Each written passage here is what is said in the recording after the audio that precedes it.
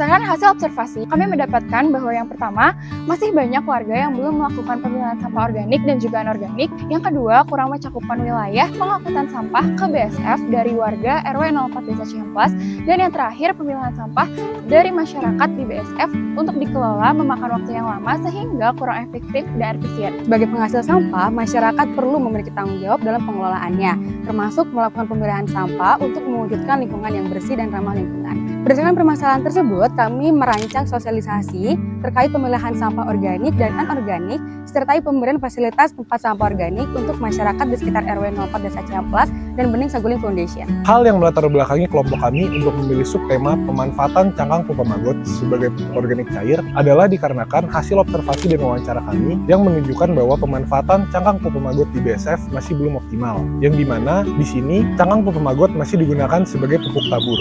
Sedangkan menurut hasil riset kami dari artikel jurnal dan juga wawancara dengan petani sekitar menunjukkan bahwa cangkang pupa maggot lebih efektif apabila digunakan sebagai pupuk organik cair dengan mencampurnya dengan air, molase, dan E4. Hal tersebut dapat membuat tanaman tumbuh lebih efektif dan juga lebih cepat. Di awal, kami melakukan survei ke beberapa pihak yang bekerja di area biokonversi pengelolaan sampah dengan menggunakan maggot. Poin pertama yaitu masih banyak sekali persediaan kasgot atau bekas maggot, sehingga cadangan di sini masih cukup banyak karena cadangan dari kasgot ini umumnya hanya digunakan untuk keperluan internal dari pertanian di BSF. Yang kedua, BSF juga berharap depannya bisa menjadi yayasan yang lebih independen agar tidak bergantung pada dana dari CSR. Dari kedua poin yang telah kami identifikasi, kami memutuskan untuk membuat kemasan yang menarik untuk mengemas si pupuk kasgot ini sehingga bisa diperjualbelikan dengan tujuan untuk meningkatkan perekonomian dari Bening Saguling Foundation sendiri. Untuk menyosialisasikan lebih lanjut juga, kami membuat video untuk memasarkan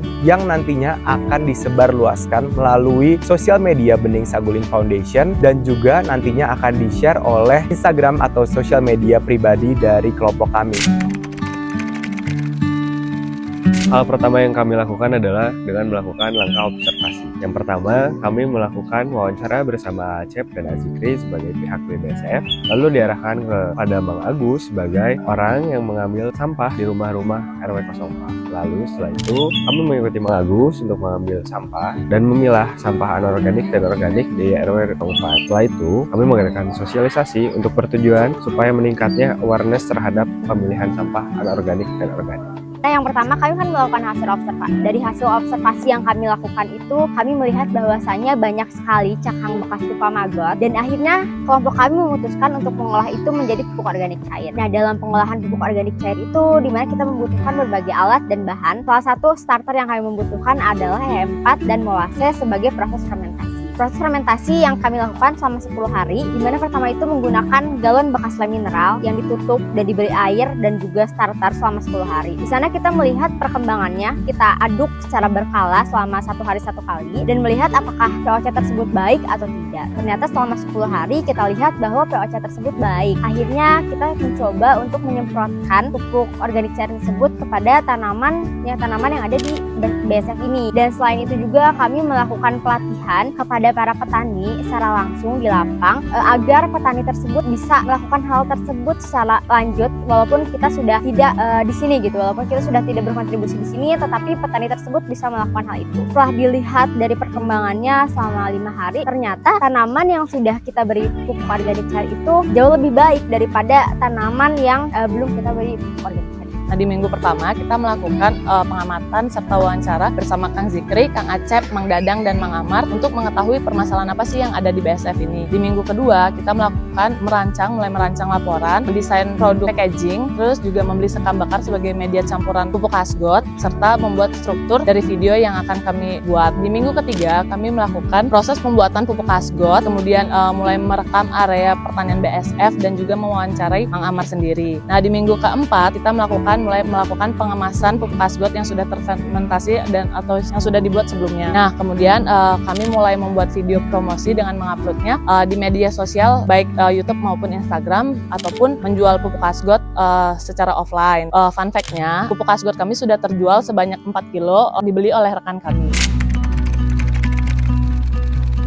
saat observasi mengambil sampah dengan mengagus untuk melihat apakah masyarakat sekitar sudah memilah sampah organik dan anorganik dengan baik. Lalu ada juga saat kita menggunakan masyarakat sekitar untuk menghadiri kegiatan sosialisasi dari kegiatan kita. Dan ada juga kesulitan saat kita mencari wadah untuk tempat sampah yang akan dibagikan kepada masyarakat. Karena di daerah sini tong sampah yang ada bisa dibilang mahal dan cukup susah dicari. Akhirnya kami memutuskan untuk ke Bandung untuk mencari tempat sampah yang nantinya akan dibagikan kepada masyarakat sekitar. Pada awalnya untuk hambatannya kami mengalami perubahan subtopik yang dibawakan karena ternyata di sini kurang relevan gitu sama kegiatannya. Terus juga pas ganti subtopik baru, ternyata membuat pupuk organik cair itu lama juga sih karena harus menunggu 10 hari buat fermentasi. Hal yang menantang itu karena kita ketemu sampah organik mulu setiap harinya yang dimana belum biasa ya, jadi itu cukup menantang buat aku. Kalau dari aku karena pertama kali nih megang maggot, jadi menurut aku agak menantang sedikit gitu untuk megang maggotnya. Terus juga waktu kita cuma sebulan dan itu dirasa tuh cukup sempit gitu ya, jadi harus bagi waktu antara fermentasi, pengemasan dan juga membuat video pemasaran. Karena antusias dari masyarakat sekitar di sini cukup seru ya, kayak anak-anak selalu datang sama kita kayak ngajak main.